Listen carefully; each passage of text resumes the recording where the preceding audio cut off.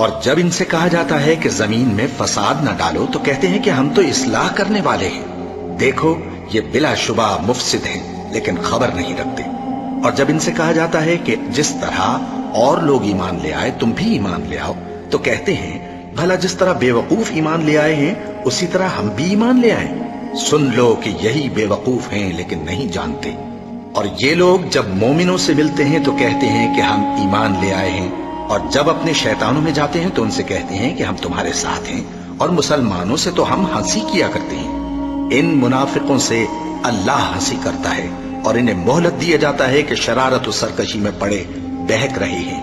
یہ وہ لوگ ہیں جنہوں نے ہدایت چھوڑ کر گمراہی خریدی، تو نہ تو ان کی تجارت ہی نے کچھ نفع دیا اور نہ یہ ہدایت یاب ہی ہوئے۔ ان کی مثال اس شخص کی سی ہے جس نے شب تاریک میں آگ جلائی، جب آگ نے اس کے ارد گرد کی چیزیں روشن کی تو اللہ نے ان لوگوں کی روشنی زائل کر دی اور ان کو اندھیروں میں چھوڑ دیا کہ کچھ نہیں دیکھتے۔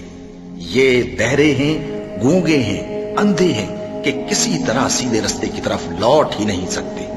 یا ان کی مثال میں کسی ہے کہ آسمان سے برس رہا ہو اور اس میں اندھیرے پر اندھیرا چھا رہا ہو اور بادل گرج رہا ہو اور بجلی کوند رہی ہو تو یہ کڑک سے ڈر کر موت کے خوف سے کانوں میں انگلیاں دے لے۔